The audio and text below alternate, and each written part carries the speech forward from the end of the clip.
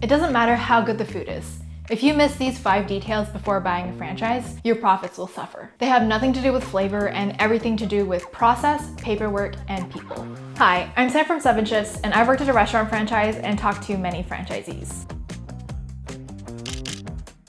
Let's explore 5 mistakes you should avoid when buying a food franchise. Many new owners assume a high traffic area automatically means strong sales. A busy corner on Main Street feels like a sure bet, but traffic count doesn't mean traffic fit. My former colleague, Sean Saraga, is a franchise development expert who said rookies often decide on a location after a short visit, an hour or 2 sitting in the parking lot. They should be analyzing areas across several days at different times to see who actually moves through that zone. A beautiful buildup becomes a liability in the wrong neighborhood. This is why seasoned operators like Pepper Lunch take it a step further and use demographic analytics. They study customers' drive patterns, phone geofencing data, and even customer interests like movies or cuisine. Troy Hooper, the CEO of Pepper Lunch, also talked about their cluster strategy on our podcast. They don't pick one random site in a distant state. They open locations in neighboring markets. Hooper also mentions co-tenancy alignment.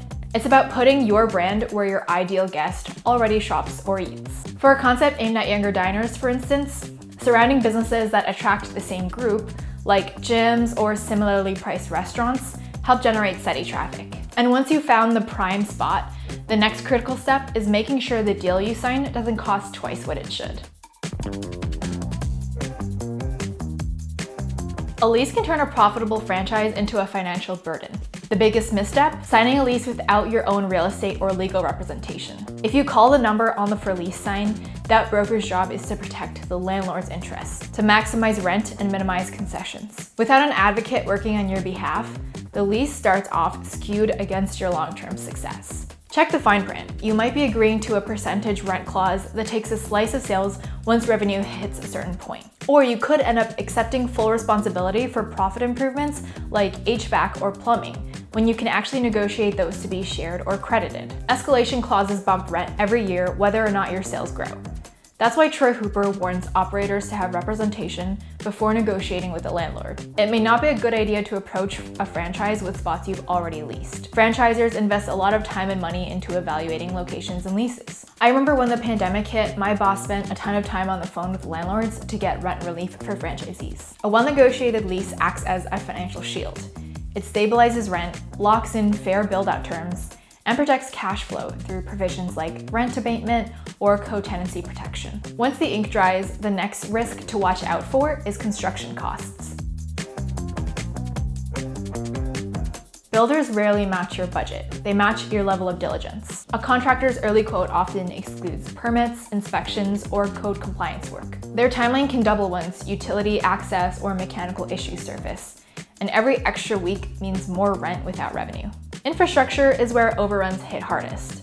HVAC systems may need upgrades, while ecologizers, commercial kitchen exhausts, can cost $60,000 to $80,000. ADA requirements or fire safety updates can change the entire layout, forcing more work on restrooms and electrical systems. Franchises like Pepper Lunch and Jeremiah's Italian Ice mitigate that with second-generation spaces. They hunt for current restaurant sites with working hoods, existing plumbing, and compliant utility lines, often from another operator exiting a lease. This strategy cuts build-out budgets dramatically because you're working with systems the city has already approved. Just do your due diligence and get a technical inspection on the space and equipment. Moral of the story, budget for contingency funds and conduct thorough pre-lease inspections. Still, even perfect construction planning can't rescue a concept whose financials never worked in the first place. Some franchises look promising on paper.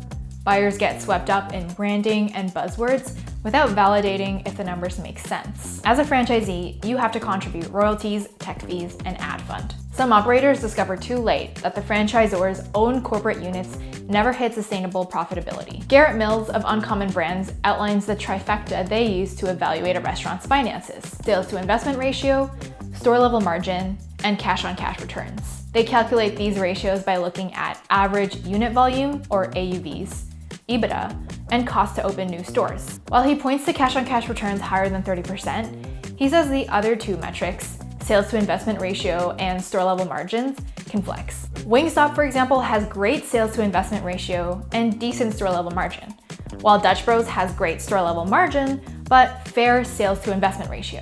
Troy Hooper, on the other hand, identifies a strong franchise opportunity as one with gross revenue around 1.5 to 1.6 million and EBITDA north of 20%. If a franchisor can't produce data that supports those thresholds, dig deeper into the franchise disclosure document.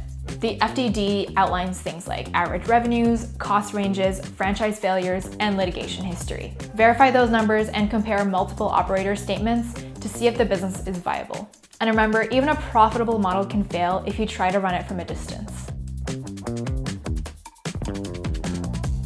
A misconception about owning a franchise is thinking it will run itself. People assume they can sign the agreement, hire a manager, and keep their day job. In reality, restaurant franchising is a full-time job, one that demands hands-on leadership, accountability, and constant communication with the team. Even brands with strong support systems depend on active ownership to protect quality and consistency. The franchisor might provide training, tools, and a playbook, but the franchisee is the one who turns those systems into reality. Owners who are present create a more stable operation.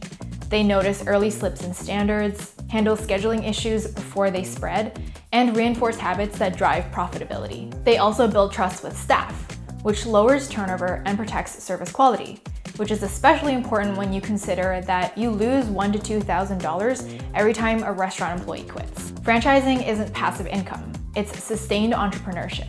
The operators who treat their franchise as a serious business, not a side project, are the ones who last. They read contracts line by line, verify performance with actual data, and confirm profitability before signing. That mindset protects you after opening day. If you want to keep up with franchise advice from experts and the latest industry data, subscribe to the 7 Shifts YouTube channel. Our podcast shares actionable insights from restaurant execs, like the ones featured in this video: Sean Saraga, Troy Hooper, and Garrett Mills. Thanks for watching, and see you again next week.